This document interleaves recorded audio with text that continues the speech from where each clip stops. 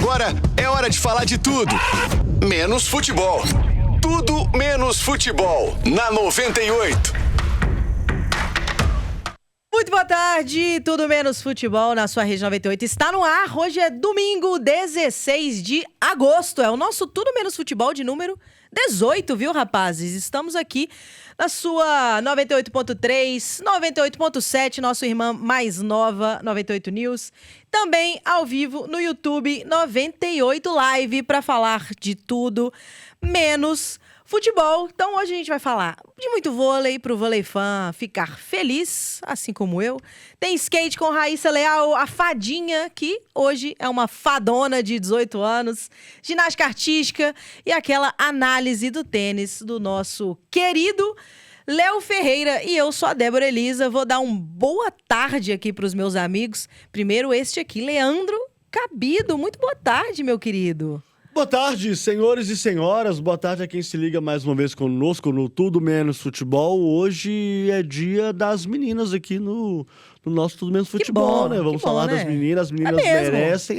Hoje é dia das meninas. A gente vai falar do Fonsequinha mais para o fim do programa, mas até lá, um programa dedicado às meninas, às nossas grandes medalhistas olímpicas, como é o caso da própria Raíssa, o vôlei também, né, super medalhista, né, a gente vai falar também com a Thaíssa. Muito legal a programação de hoje, roteiro que está muito bem pautado por vocês, viu? Olha só, aí, parabéns pro Léo Ferreira também. Elogio público assim é interessante, né? Aí, ó, elogio do chefinho. Tá feliz? Muito boa tarde, agora mais feliz ainda de compartilhar aqui mais um programa com vocês e muito assunto bom que partindo muito de falas, a gente vai trazer falas do vôlei aqui, e para além dos resultados, o que a gente vai projetar.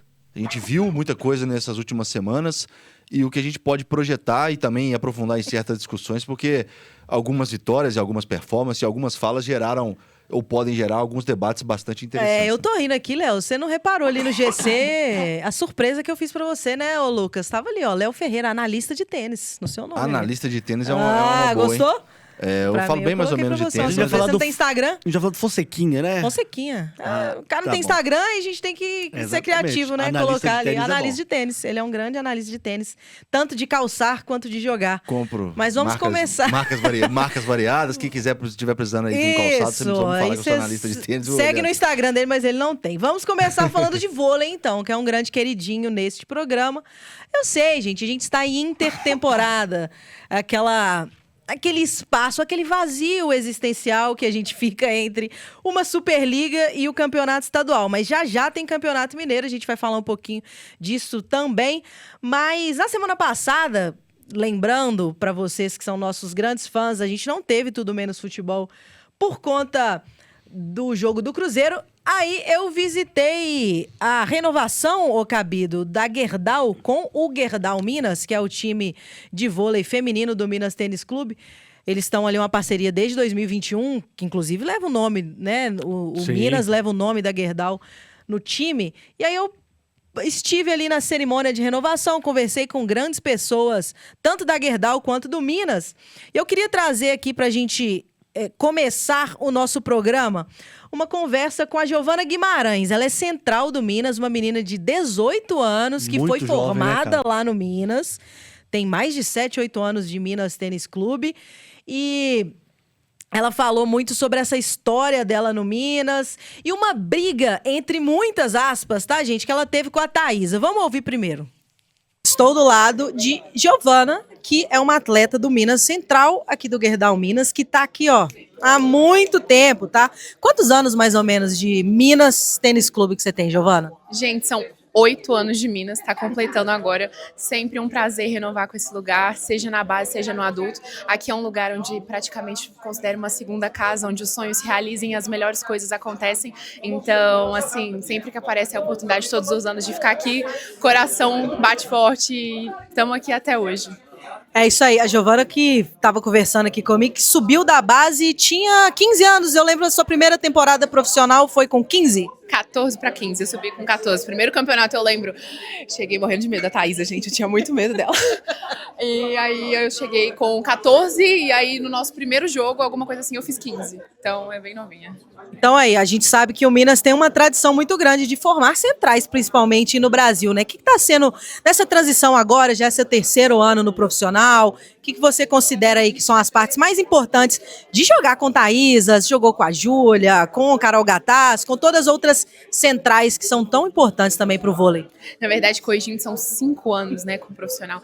Eu acho que as melhores coisas que a gente pode tirar, principalmente da Thay, por exemplo, que é um grande exemplo para mim, não é nem a fala sobre o que ela fala, sobre o que ela corrige verbalmente, mas é sobre o ver. A Thay, por exemplo, é uma atleta de muita disciplina, de muita constância. Ela, apesar de ser a grande estrela do nosso time, mas ela nunca se atrasa, ela se alimenta extremamente bem, ela tem uma rotina de sonos exemplar, ela consegue conversar, ensinar, mas eu acho que a principal parte de aprender com ela é jogando com ela, estando com ela. É uma energia fenomenal, uma pessoa que eu levo assim, vou confessar que ela é uma mãezona pra mim dentro da quadra, então assim, sem comentários pra essa pessoa maravilhosa e jogadora excepcional. Então agora não tem medo da Thaísa mais não? Não, gente, no meu primeiro ano eu morria de medo da Thaís. Eu tinha medo de respirar perto dela. Ela até ouviu, olha. Falando que no meu primeiro ano eu morria de medo de você. Eu tinha medo de respirar perto dela. Ela tinha tanto medo que ela tacou na minha cara, coitada. E não pedi desculpa, você lembra? Não pedi desculpa, Sai parece andando. menina. Pede desculpa, você acertou minha cara. E ela apavorada, tadinha. Nervosa. Gente, me caguei de medo. Tá aí, ó. Agora o clima tá ótimo, já teve o perdão do ataque. Ô, Giovana, muito obrigado. Queria dar boa sorte nessa temporada pra vocês mais uma vez. Eu ali no meio das torres gêmeas, né, ô Léo Ferreira? É impressionante a sua capacidade de olhar pra cima, viu, Binha? Você tem problema de pescoço, porque Eu tô um as pouquinho jogadoras... de toscola aqui, mas normal. Nossa, as jogadoras são altas demais. E assim, já que a gente falou de Thaísa, e a Giovana falou muito bem de Thaísa, inclusive, que declaração, que relato, né? A gente vai falar mais sobre isso daqui a pouquinho. Já que falamos de Thaísa, experiência, a gente pode trazer aqui uma fala justamente da jogadora no mesmo evento sobre o novo técnico do Gerdau Minas, o Leandro Vissoto. Vamos ouvir. As pessoas falam, é meio clichê falar isso, todo começo de temporada a gente fala, mas não, eu realmente tô com esse sentimento. E eu vejo que as meninas também estão super com esse olhar, sabe? De acreditando no trabalho, entendendo como ele pensa, como ele estudou, como ele entende o voleibol de uma forma diferente do que a gente vinha trabalhando, muito mais moderno, muito mais fresco, digamos assim, né? De tudo que ele vem aprendendo nesses últimos anos. Sem contar que ele jogou voleibol 23 anos em alto nível. Isso também o torna expert no assunto, né? Então, eu acho que junta os dois lados e, com certeza, a junção disso tem muito a acrescentar, muito a dar pra gente, sabe? A gente aprender também. Não é porque eu jogo há tanto tempo, que eu sou tão experiente que eu não tenho algo a aprender, muito pelo contrário. Tenho muito a aprender, quero estar aqui também para ajudá-lo no que for necessário. Mas eu estava falando ali anteriormente que o fato de todas as meninas estarem acreditando muito na visão dele, no que ele está propondo, isso assim é 80% do trabalho, porque não adianta ter um cara que é incrível, um técnico muito bom, mas que não está alinhado, que as jogadoras não estão olhando para o mesmo objetivo, entendendo e tipo trazendo para a gente.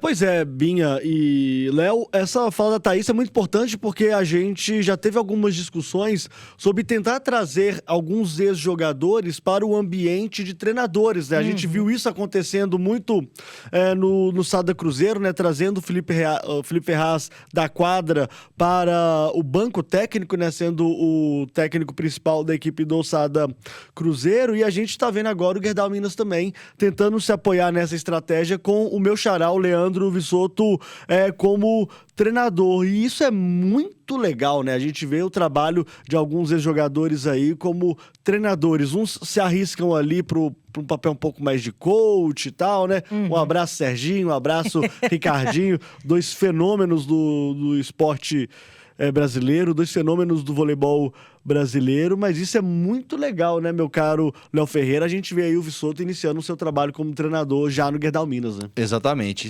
Isso é muito relevante porque a gente falou muito aqui sobre a necessidade, eu diria até a urgência, de formar novos técnicos no Brasil, em vez da gente ficar só reciclando as mesmas faces que já estamos tão acostumados a ver, e vemos outros países subindo muito de nível, enquanto o vôlei brasileiro está caindo daquele patamar mais do que entrar num estado de estabilidade, é dar um passo atrás. E aí, assim, a distância diminuiu, alguns países em alguns momentos superaram, estão superando, e isso nos preocupa bastante. Sobre essa estreia do Visotto, novo técnico do Minas, vocês acham que vai dar certo, que ainda é um período incerto, não somente para o Minas, mas para outros projetos da Superliga? Vou começar com a Binha, porque para entender esse contexto do vôlei brasileiro neste momento, o quanto o contexto ele pode ser favorável para um momento de transição tão importante, um momento tão significativo do vôlei, desse movimento do Minas aí, Binha.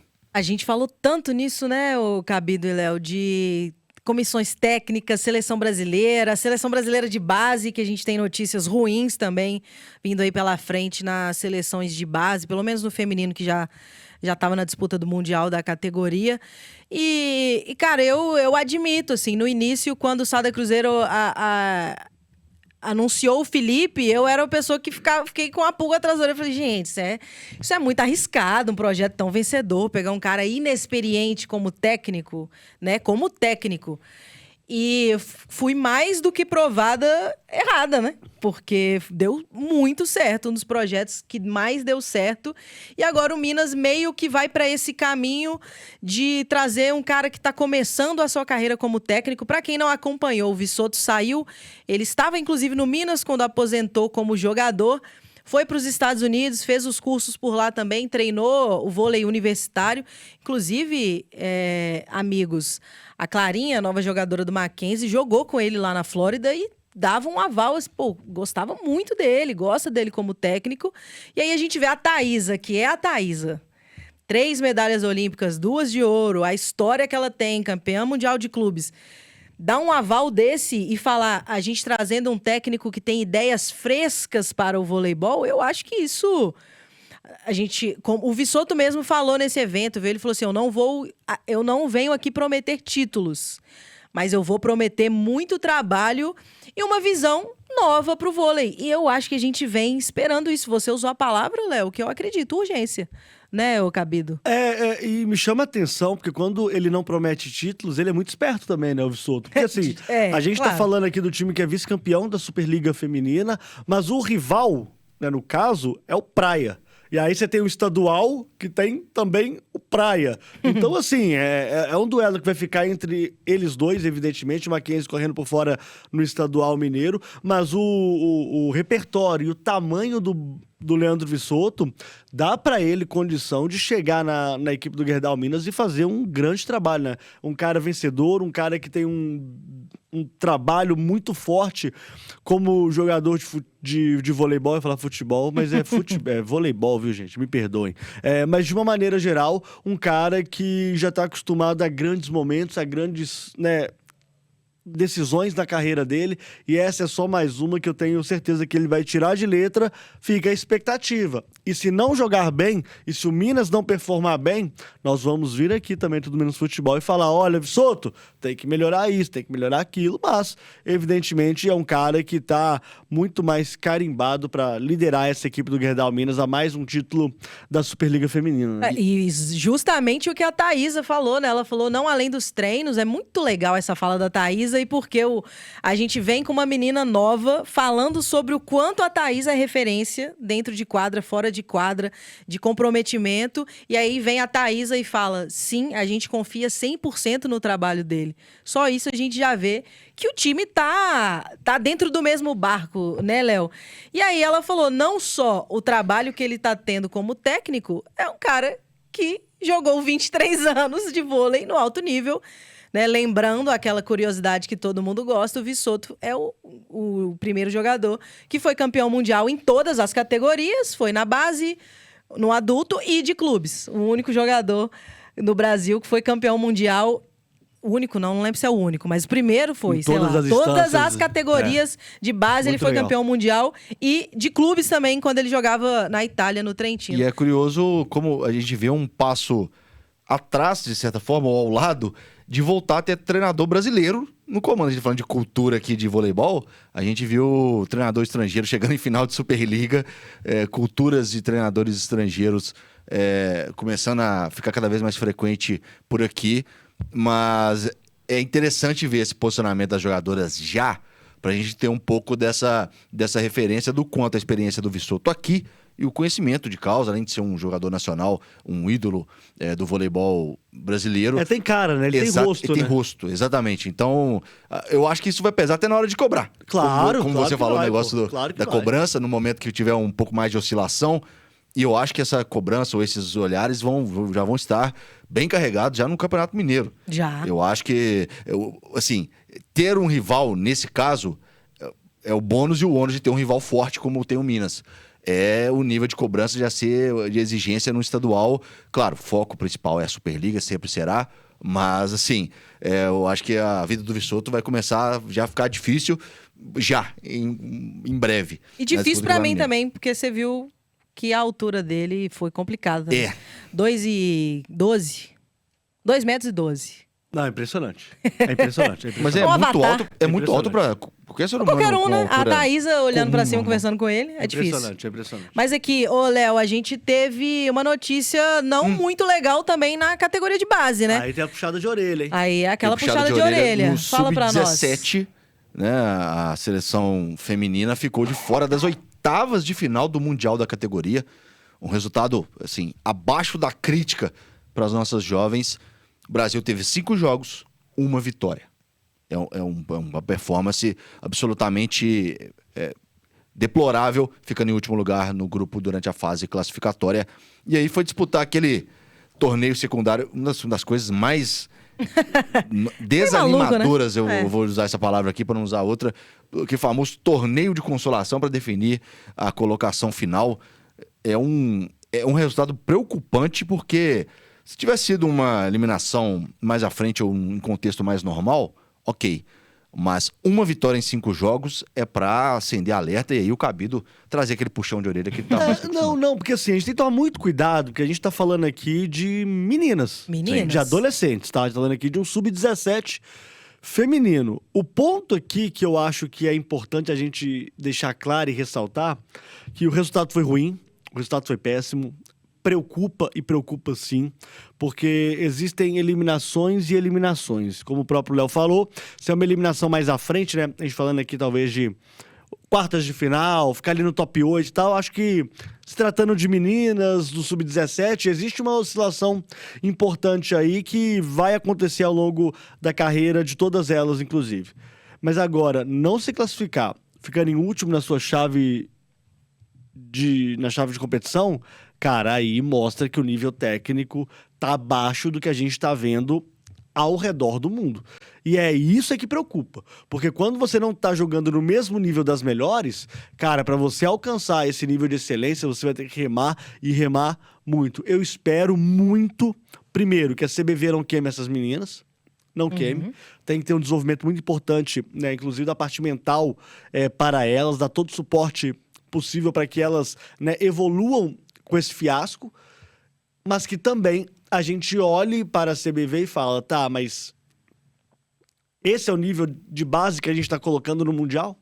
É isso que a gente está colocando no Mundial? Então, assim, vamos tomar cuidado. É claro, como eu falei, a gente está falando aqui de adolescentes, mas o resultado, sim, preocupa, e não preocupa só para o agora. Preocupa, claro, para uma projeção de futuro que a gente sempre faz aqui no nosso voleibol. E eu acho que nesse caso também, isso é um assunto para um outro programa, mas nesse caso aí do Mundial, passa demais pela comissão técnica, tá? Pelo técnico, que é o Vagão, principalmente. Vagão não, desculpa. Vagão tá na seleção B.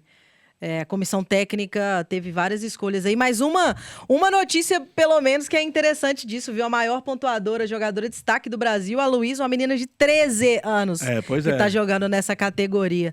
Muito legal. Mas antes da gente ir pro intervalo, a gente tem um outro assunto sobre uma outra jovem. 13 anos é muita, Nossa, tá pouca maluco. coisa demais, a gente vai falar de uma precoce. A gente vai falar de uma agora, que né? aos 13 anos se tornou a mais jovem medalhista olímpica do Brasil. A menina que se chama Júlia Raíssa Leal. Impressionante. Júlia Raíssa Leal, nossa skatista. A Raíssa Leal era conhecida como fadinha, hoje de pequena fadinha ela não tem nada, É né? porque ela, só pra explicar também, pra quem não conhece muito a história da Raíssa, ela treinava lá em Imperatriz, no interior do Maranhão, que aliás é uma grande cidade, inclusive. Ela treinava usando as asas da Sininho, né? Uma De fadinha, roupinha né? E de ela lá, fadinha. passando, Viralizou, né? Os corrimões e tal, pá, as escadas e tal. E aí ela sempre usando a asinha, né? Ela Cara, era pequenininha demais, criancinha aquilo e tal, era legal lindo demais. gente. Muito legal a Raíssa aí, fenômeno do nosso skate, Binha. Ela venceu a terceira etapa da SLS Street League.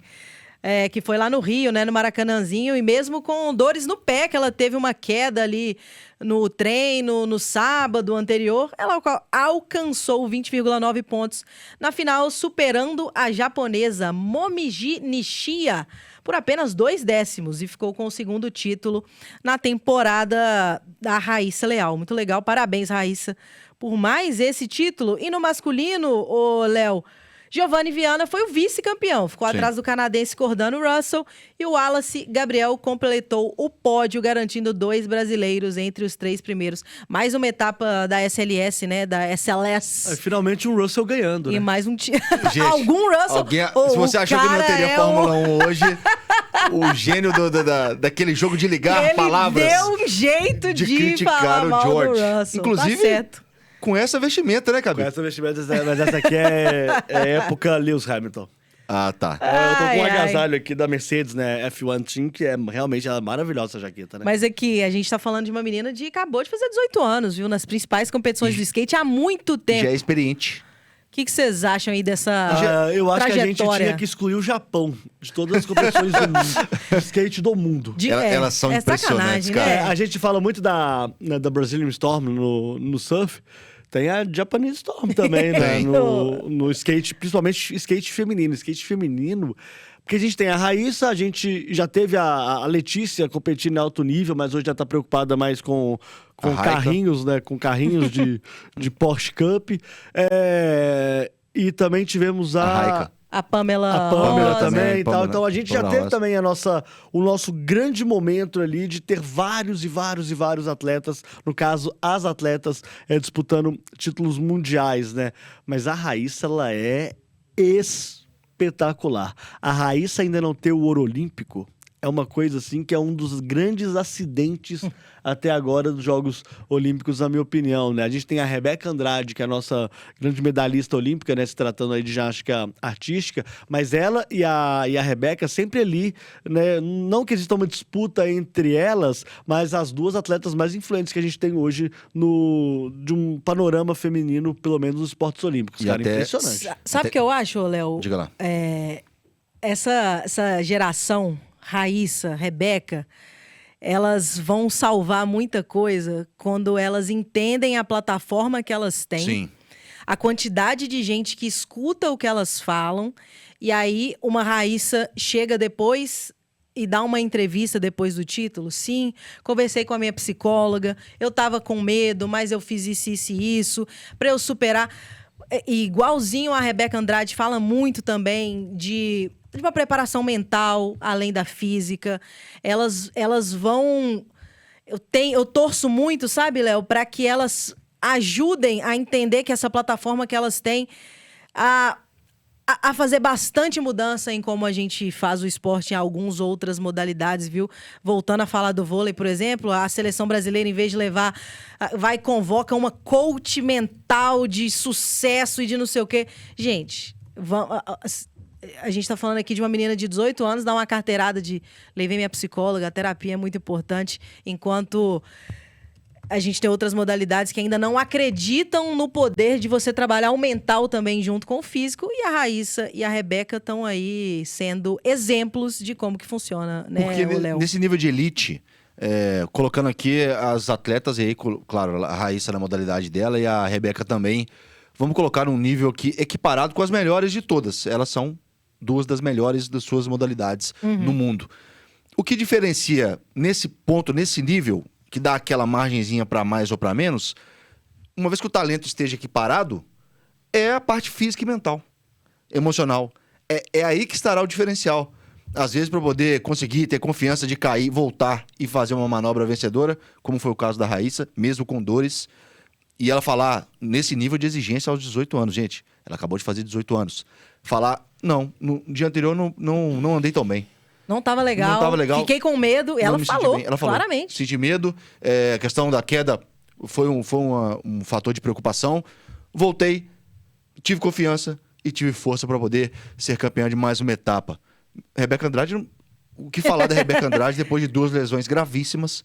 Ela se lesionar, voltar. Se lesionar e voltar de novo ao mais alto poço do esporte dela, competindo com algumas das melhores da história. Vou falar aqui só de Simone Biles. Então, assim, é aí que tá o diferencial. E eu acho muito louco, porque a gente tá falando aqui de 2 atletas de esportes de turnos. O que eu quero dizer que é o esporte de turno? Você tem uma oportunidade. Você tem 2 oportunidades, talvez, né? É uma loucura. Você tem aquele momento, a gente fala, voltando a falar de Fórmula 1, aquela volta vencedora que você tem que dar na classificação, mas nem a volta vencedora da classificação, ela é decisiva para a corrida. E no caso delas, né, a Rebeca, ela vai dar um salto, ela precisa pontuar nesse salto. No caso, são 2 saltos, né? E no caso da Raíssa, a mesma coisa. Você precisa pontuar naquele salto. Você não tem mais outra oportunidade. Margem muito mínima. Se você erra, cara, a chance de você conseguir mais pontos, né? E numa disputa tão equilibrada, principalmente contra as japonesas, cara, a sua competição vai pelo ralo. Então eu acho nessa questão da parte mental nelas ainda mais fora de série ainda, porque a gente tá falando aqui de um esporte em que você não é como, por exemplo, o voleibol, não é como o basquete, não é como, por exemplo, o próprio futebol, que você, no mesmo jogo, você tem várias oportunidades de crescimento. Verdade. O skate e a ginástica artística, você tem uma chance.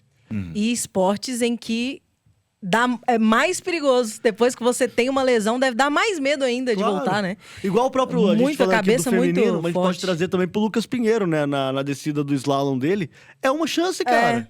Segundos. Chance, sabe? É então, isso. assim, o poder mental é uma das grandes diferenças que a gente vê entre os atletas de elite, né? É isso aí. Pessoal, a gente vai fazer um rápido intervalo, mas antes eu vou dar um recado pra você que está atrasado no presente do seu papai, viu? Vamos fazer bonito com ele, porque no mês de agosto é o mês dos pais na Claro. Então corra para a Claro e dê ao seu pai um presente que vai ficar na memória. E com direito a oferta especial, viu? Durante o mês dos pais, você compra um Motorola da família 70 ou Synergy e leva um Edge 70 Fusion por apenas R$ 999. Impossível, Léo, seu pai não ficar feliz com esse presentão que você vai dar pra ele, né? E ainda tem o 5G mais rápido do Brasil e armazenamento na nuvem para vocês guardarem todos os momentos juntos. Tudo isso em 21 vezes com valorização na troca do seu usado. É isso, mês dos pais, pra ficar na memória, é na Claro. Corra para uma loja ou acesse claro.com.br/pais. A gente já volta, sai daí não.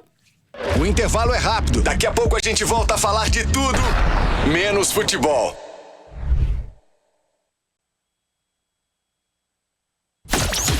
De volta na 98. Tudo menos futebol. Tudo menos futebol.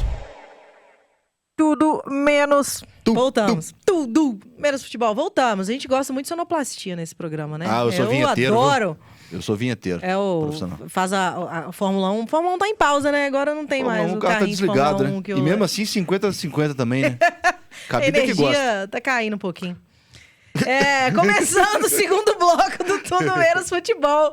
Vamos falar sobre ginástica? Eu amo ginástica. Vocês gostam de ginástica, Demais. meus amigos? Demais. Ginástica é muito bom, Eu tô né? querendo pôr a Cecília pra fazer ginástica artística. Quantos anos que a Cecília tá? Cecília tem 3,5. Ah, já tá, Já dá. tá Já dá pra na fazer. hora. Dá pra fazer Já uma tá na hora. ginástica de trampolim também. Não, dá pra fazer. E ela adora, ela vai adorar. E assim, legal. gente, pensando já na renovação futura A gente tá da geração ginasta brasileira, que já é excelente, Não atual. me pressionem. Leandro, Não me pressionem. Imagina, Cecília Cabido lá Não me pressionem. na Seria Aqui. legal. Na Olimpíada. Atleta de alto nível, mas assim... Olimpíada 2058, Belo Horizonte. O que Cara, você acha? o pai sofre, cara. Eu imagino Sofre. o pai de atleta. Deve ser O pai difícil. sofre, velho. Mas vamos falar sobre o Campeonato Brasileiro da Modalidade, que foi na semana passada, disputado em Brasília, Léo Ferreira. foi bom, viu, Binha? E Foi assim, legal, né? Foi bom de ver e bom de ver quem se sagrou campeão. Grande destaque coletivo da competição falando daquilo que é nosso. O Minas Tênis Clube Opa! se sagrou pentacampeão brasileiro por equipes no masculino, com 236.100 pontos no total. Vitali Guimarães venceu o individual geral e ainda dividiu a prata no cavalo com alças, que eu vou te falar, que é aparelho difícil, nossa senhora. Caio Souza conquistou 3 ouros por equipes nas argolas e nas barras paralelas. O 6º título nacional, ele é ex-campeão na carreira no aparelho. Gustavo Pereira completou a campanha mineira com o bronze nas argolas. Ô, Cabidinho, mais um torneio nacional, né? E mais uma vez o Minas aí. Parabéns pro Minas. Pentacampeão brasileiro de ginástica artística com essa equipe masculina.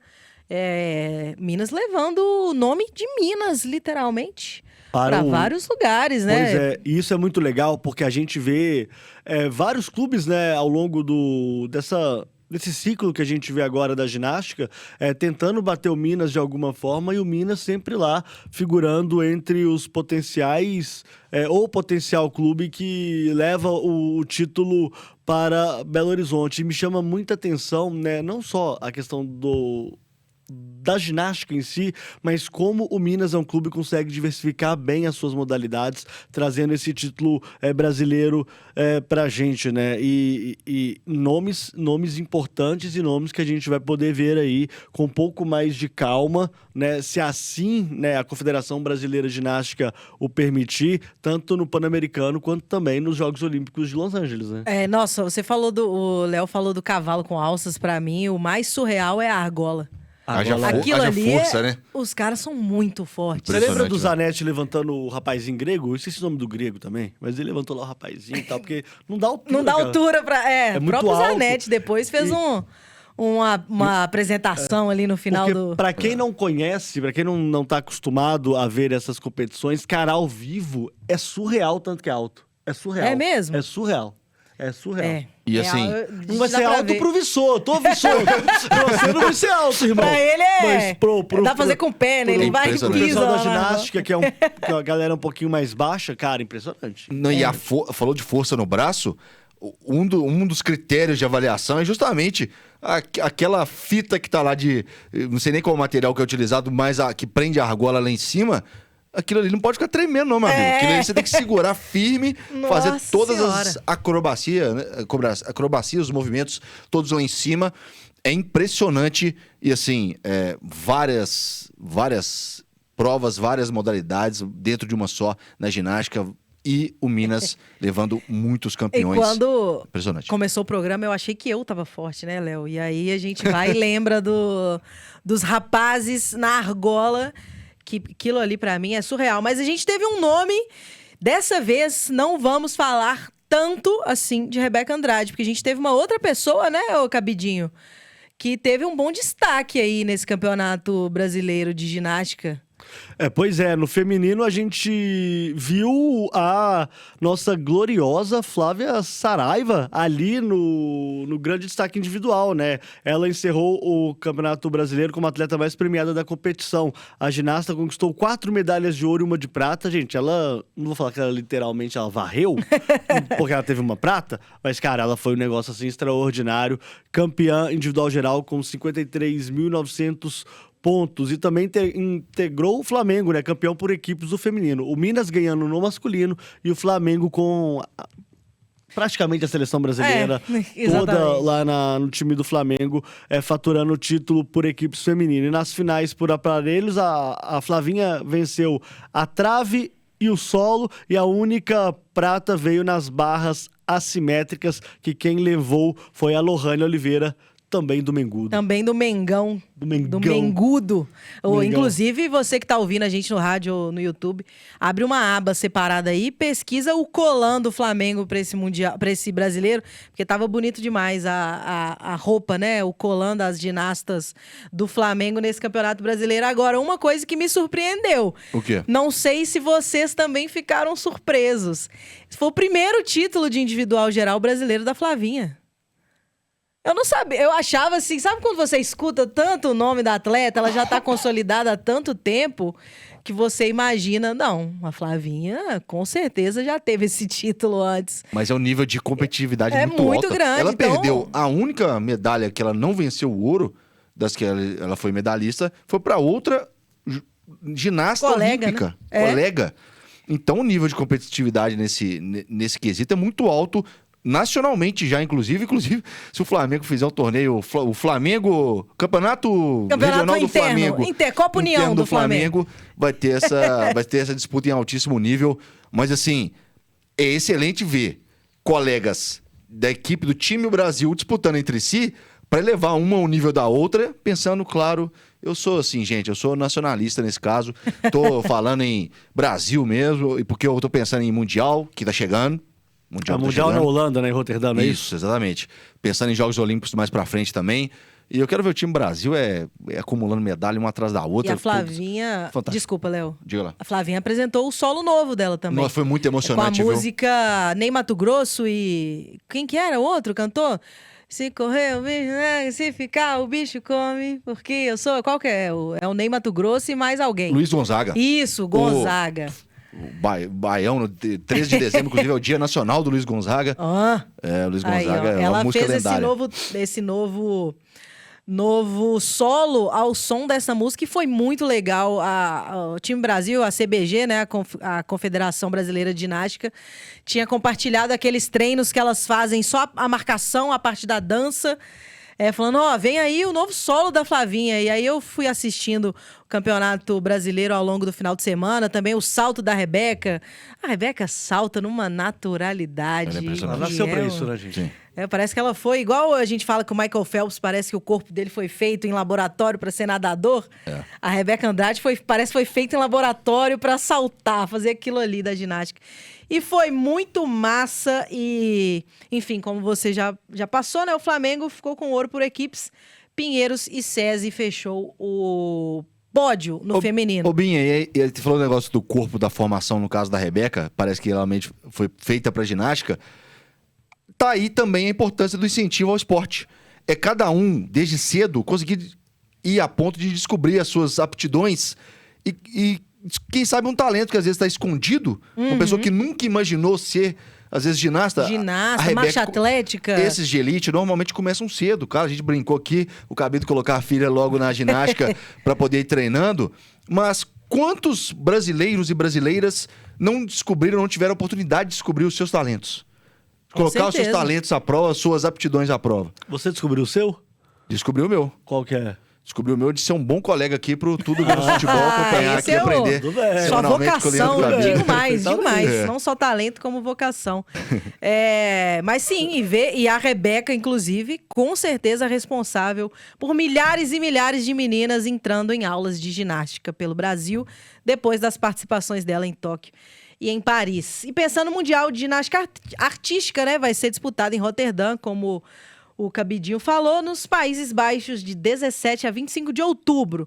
Né? Vocês estão com expectativas altas para Nos isso? países altos? Nos Países Altos? Expectativas altas nos Países Baixos ou o oposto? Baixa.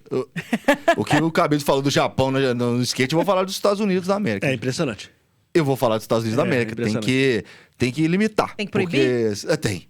Mas Teriam 3 equipes de 5... Ô, Cabito, eu vou te falar. Acho que duas pra disputar título eu teria. Pois é. Duas pra disputar título eu teria. Pois Sim, é. 10 Impressionante. Dá ginastas raiva, né? de elite. Dá raiva. Impressionante. Os Estados Unidos, a gente falou disso no vôlei, assim, a seleção de vôlei feminina, agora masculina também, né? Ficou Sim. em segundo lugar na Muito bem. VNL, mas é porque é feminina. E isso, abrindo aqui um parênteses, as janelinhas do coisa abrindo. O técnico vai falar que o técnico não faz diferença, né? Kurt Keeler, ele foi lá, ganhou tudo com a seleção feminina, trocou a feminina pela masculina e levou os caras numa final de VNL. Então vai falar que, será que o técnico não faz diferença? Processo. Faz muita Claro diferença. que faz diferença. E aqui Processo, nos Estados Unidos, longevidade. da raiva é isso. Se eles desaparecem aí depois de 2 anos, um time de gente que você nunca ouviu falar e eles estão ganhando tudo de novo. É sempre uma renovação enorme, né, de atletas. Muito por conta de oportunidade, nesse caso, de esportes também. De participação. Mas a nossa expectativa em relação à nossa equipe, né, particularmente, Acho que pode medalhar. Acho Sim. que é uma equipe que pode chegar no top 3. Mas eu não vejo o Mundial, assim, eu não vejo a gente, de uma maneira geral, extremamente focado nesse Mundial de Roterdã. Não tô falando que as pessoas não estão trabalhando para ir lá e tentar ganhar, não é isso.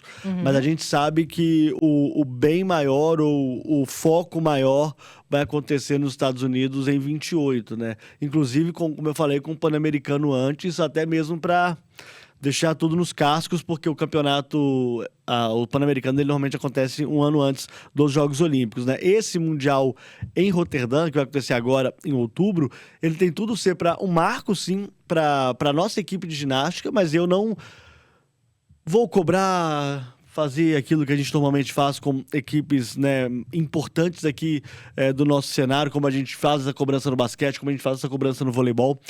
Acho que o trabalho está sendo feito para chegar bem, principalmente nos Jogos Olímpicos de Los Angeles. Se vai medalhar ou não, eu não sei, mas, como o próprio Léo falou, os Estados Unidos favoritaço, classificadaço, deixou chegar, chegou. Realmente vai ser muito difícil. Eu acho que, assim, ganho mais do que resultados em si.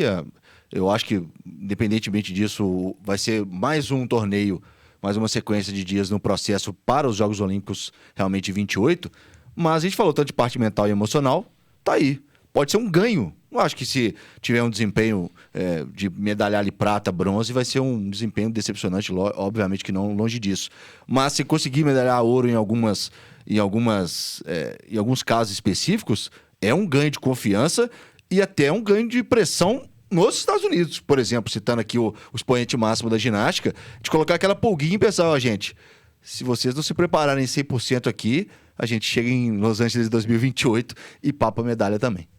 O Brasil que teve a sua primeira medalha por equipes no Mundial em 2023, medalha de prata ali com aquela equipe que tinha a Jade Barbosa, Flavinha, Rebeca, muito legal. Então, assim, eu sempre tenho expectativa por essa prova por equipes do Brasil. E só um detalhe, né, a gente falando da questão da competição por equipes, no individual, por exemplo, assim, jogando assim, pra quem não quer nada, a Rebeca Andrade fez o melhor salto do ano já. Não dela. Do ano. Do ano, do mundo, assim. Do mundo. Ninguém fez um salto melhor do que ela no que ela fez agora no Campeonato Brasileiro. Então, assim... Aí você tá deixando iludida, aquilo, né, gente. Chegar lá e faturar um olho no salto, não custa nada também. E a Flávia também chega com potência pra desafiar alguma das favoritas no solo também, né? Ainda mais agora que a Rebeca focou só no salto, né? Exatamente. Ela aposentou ali dos outros aparelhos. Fiquei iludida, viu? Fiquei iludida. E vamos falar então de tênis. Da ginástica, a gente vai dar um salto para o tênis. João Fonseca se despediu do Masters 1000 de Montreal nas oitavas de final. Ele perdeu para o americano Ben Shelton por 2-0, parciais de 6-3 e 7-6. Mas apesar da eliminação, o brasileiro fez uma campanha de destaque no Canadá. Vitórias sobre o Stefano Tsitsipas. E o Casper Ruud. Eu adoro ver o nome grego, né? Stefanos Tsitsipas. Acho ele um cara bem apessoado também, viu, Léo? Gostou, não? Bonito, né? Ele é bonito. Fala sério. Precisa voltar a jogar tênis, né? Esqueceu como é que joga tênis. Foi ser modelo, né? E agora o João Fonseca, que é o número 27 do mundo, vai voltar as atenções ali para a preparação pro último Grand Slam da temporada, que é o US Open. Ele teve ali uma... Que é critical. É? Já tô dedurando já. Bom, então vai. Não quero criticar, mas assim... Mas é porque sempre...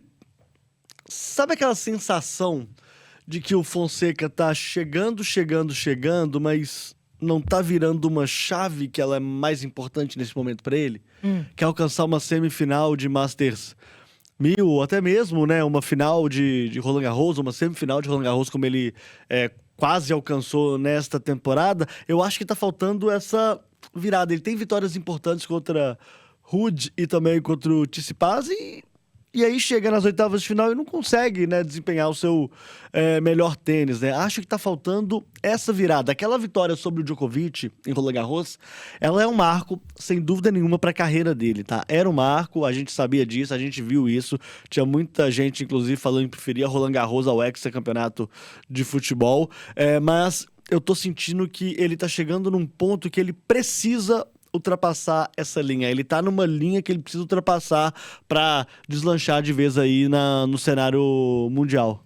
Eu tinha essa mesma opinião também. Eu falei isso e aí eu senti que aquela vitória contra o Djokovic, falei, opa! Aí eu vi algo que eu tava esperando ali há um tempo. E aí, acabou que no restante da temporada, ele não alcançou as mesmas marcas, né? Aquela surpresa, aquela vitória improvável, aquela zebra, vamos dizer assim. Porque ele era zebra contra o Djokovic, né? Sim. Vamos falar a verdade. Sim, sem dúvida. Então, eu também... Eu entendi o que o Cabidinho tá falando. Mas, como a gente pôs ali no GC, né? Eu quero que o meu analista de tênis favorito aqui, Léo Ferreira, fale... Ele vai passar paninho, né? Fale pra gente, né? Não vou do que passar você tá paninho achando. nem ser muito duro, não. Eu acho você ponderado usando a fala do João Fonseca. Eu acho que o João Fonseca dá boas entrevistas, apesar de ter discordado dele de que ele jogou o tempo todo mal, como ele disse, contra o Ben Shelton. Pra mim, isso não é verdade e não é o relevante pra ele não dar esse salto.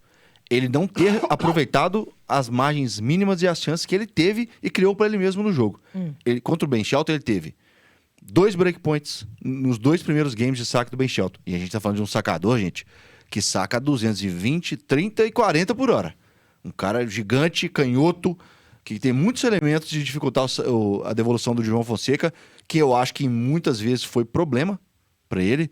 Acho que ele precisa, no geral, em alguns momentos ele precisou devolver melhor, não devolveu. Se defender melhor, contra-atacando e menos colocando bolinha, e ele não o fez. Contra o Ben Shelton, faltou aproveitar as chances. Acho que foi um jogo bem específico de mostrar pra ele, assim, pra você ganhar de um cara que é top 10, porque o Tsitsipas já foi top 10, hoje tá passando longe disso. O Ruud é um top 10, mas que eu acho que especialmente na dura, mesmo o João Fonseca tendo batido no saibro, é um cara que machuca menos o João. O João é um cara que tem muito mais potência, um cara que tem muito... a bola gira muito mais.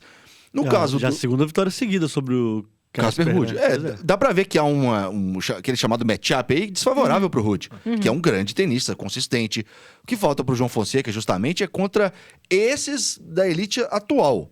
O top 10 ali dá esse salto. Eu acho que o melhor jogo que ele fez contra um top 10 ainda, para o Djokovic à parte, né? Vitória contra o Djokovic à parte, que é uma vitória histórica, foi o jogo contra o Sinner, no início do ano, em Masters 1000.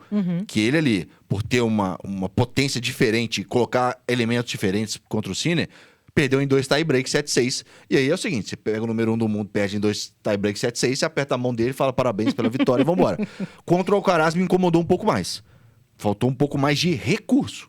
E agora a gente vai ver o João Fonseca aí nessa reta final de preparação para o US Open, que é um torneio interessante. O que você acha sobre o US Open aí? A gente estava conversando fora do ar, Sim. né? Sobre essas expectativas, essas alternâncias de vencedores. O que para você é tão interessante assim no US Open? O que você acha de João Fonseca? US Open, campeões do masculino, são os que mais variam em Grand Slam. O US Open é o que mais tem variação. Primeiro, basicamente, objetivamente, calendário. Quando é esse Grand Slam? No fim de uma sequência de 4 meses com 3 Grand Slams concentrados. Inclusive, eu acho até é uma das discussões que pouco tem no tênis, eu acho que deveria ter mais. Espaçar um pouquinho melhor esses Grand Slams. Tem questão do frio, questão da temperatura e tal. Mas entre o fim de maio e o fim de agosto e início de setembro, são 3 Grand Slams. Roland Garros, Wimbledon e US Open. E aí depois não tem nada. Não tem. Tem Masters 1000, tem o Finals, mas é um calendário diferente. E aí, assim... é o Grand Slam que teve mais campeões inéditos recentemente. Medvedev ganhou seu primeiro lá, o Cilic ganhou seu único Grand Slam lá, o Del Potro ganhou seu Grand Slam lá, o Thiem ganhou, na pandemia, em contexto diferente, seu Grand Slam lá. É um torneio diferente, que os jogadores chegam cansados, chegam em lesão. Alcaraz e Sinner são ausência nesse Masters 1000 de Cincinnati, que começou nessa... Cincinnati. Cincinnati. Esse Masters 1000 que começou na quinta-feira, Cincinnati, como diria o Cabido. Sinner e Alcaraz, ausências por lesão. Alcaraz já há mais tempo, ausência por lesão. O Sinner com essa lesão no joelho. Então, assim, é um Grand Slam diferente que pode, inclusive, potencializar um cara como o João Fonseca, que é um talento em ascensão, a aproveitar esse calendário um pouco diferente e ser, quem sabe, uma surpresa. O US Open, que todo ano tem surpresa, e esse ano vai ter surpresa de novo. João foi campeão júnior, né? No US Open. Então, vamos torcer aí pra ele conseguir a versão sênior também. Ô, galera, esse programa foi bom demais, viu? Passou voando. Eu tô até Passou voando aqui, tal qual um saque de João Fonseca O ou tempo uma passa rápido quando a Rebeca gente se Andrade diverte. dando um salto, o De Andrade aí, que a gente vai colocar o nome dela. E, de novo, né? Você aí que esqueceu de comprar um presente pro seu pai. Gente, tem ainda oportunidade pros esquecidinhos, viu? Se a sua pedida é se conectar ainda mais com seu paizão, marque um golaço ou um pontaço com essa super oferta da Claro. E neste mês dos pais, você compra um Samsung da família S26 e leva um Galaxy A57 por apenas R$ 999, viu, Ianzinho? Tem o S26, o S26 Pro ou também o S26 Ultra. Você que manda, comprou, leva o Galaxy A57 por só R$ 999. E todo mundo sai ganhando, seu pai e você. E ainda tem o 5G mais rápido do Brasil e armazenamento na nuvem, incluso para vocês guardarem todas as lembranças juntos. Tudo isso em 21 vezes com valorização na troca do seu usado. É isso aí, então. Tá combinado? Mês dos pais, pra ficar na memória, é na Claro. Corra para uma loja ou acesse claro.com.br/paz. Agenda da semana a gente nem tem como falar mais não, viu? Mas vai ter o Masters de Cincinnati, como diz o Cabido, e muita coisa rolando na semana aí. A gente volta na semana que vem com mais tudo, Sim. menos futebol. Não temos tempo pra mais nada. Um beijo, tchau. Tudo menos futebol. Tudo menos futebol. Na 98.